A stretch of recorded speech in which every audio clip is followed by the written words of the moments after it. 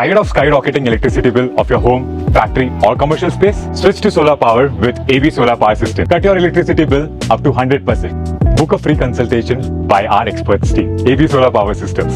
Zero your electricity bill by powering a cleaner tomorrow. ఇరాన్తో చేస్తున్న యుద్ధంలో ఇజ్రాయెల్కు America support చేస్తుంది sir. పశ్చిమాసియాకు Britain సేనలను కూడా తరలిస్తోంది. ఇప్పుడు పాకిస్తాన్ ఇరాన్కి సపోర్ట్ చేస్తుంది, అవసరమైతే ఇజ్రాయెల్ మీద పాకిస్తాన్ అణుదాడి కూడా చేస్తుంది అని చెప్పి IRGC general and Iranian national security council member ఒక ఇంటర్వ్యూలో స్పష్టం చేశారు సార్. ఆ బైట్ కూడా ఉంది ఇరానియన్ లాంగ్వేజ్లో, బైట్ ప్లే చేయండి సార్. چه اتفاقی افتاده؟ تمام کشورهای عربی تماس گرفتن و گفتن ما از شما حمایت میکنیم.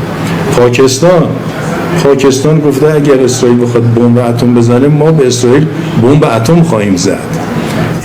ఈ లాంగ్వేజ్ అర్థం కాకపోవచ్చు, ప్రూఫ్ కోసం మాత్రమే వేసాము. అంటే మీకు ఇది అమెరికా ఆన్సర్ చేయాలి. మరి అమెరికా మిత్ర దేశం కదా ఇజ్రాయెల్కు అన్ని రకాలుగా అండగా ఉంది కదా అమెరికా మరి మనం పహల్గామ్లో దాడులు జరిపితే కనీసం పాకిస్తాన్ తీవ్రవాదాన్ని ఎగుమతి చేస్తుంది అన్న పదం కూడా ట్రంప్ వాడలే. ఇప్పుడు పాకిస్తాన్ మరి ఇరాన్కు ఇరానియన్ జనరల్ చెప్పాడు పాకిస్తాన్ ధృవీకరించలేదు. But that is a very serious claim కదా. అంటే ఇరాన్ పైన ఇజ్రాయెల్ కనుక దాడి చేస్తే పాకిస్తాన్ అణ్వాయుధాలు వాడుతుంది అని. అంటే ఒకవేళ ఇదే నిజమైతే ఒక Islamic resistance versus Zionist movement, అంటే ఇజ్రాయిల్ వ్యతిరేకంగా ఇస్లామిక్ దేశాలన్నీ ఏకమవుతాయా?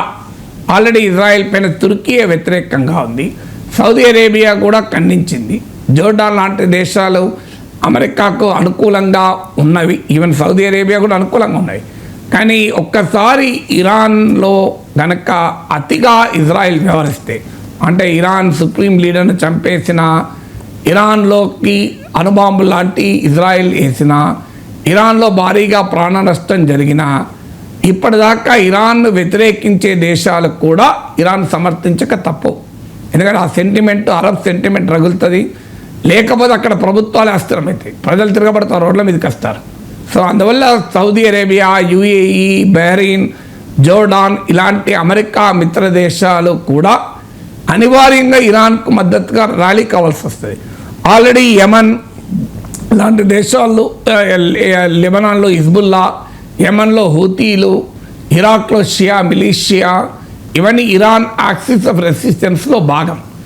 ఈవెన్ సిరియా కూడా ఇప్పుడు కొత్తగా వచ్చినటువంటి ప్రభుత్వం కూడా, హెచ్డిఎస్ ప్రభుత్వం కూడా ఈ మధ్య సౌదీ అరేబియాలో సిరియా కొత్త అధినేత నిన్నటిదాకా అల్ఖైదా తీవ్రవాదిగా అమెరికా ప్రకటించిన వ్యక్తిని ట్రంప్ కలిసి 33 నిమిషాలు 33 మినిట్స్ మాట్లాడాడు. టెరిఫిక్ గాయ్ అని కూడా ఆయనను చాలా ప్రేజ్ కూడా చేశాడు. సో అందువల్ల ఆ సిరియాకు కూడా ఇజ్రాయిల్తో గోలాన్ హైట్స్ ప్రాంతంలో ఘర్షణ ఉంది.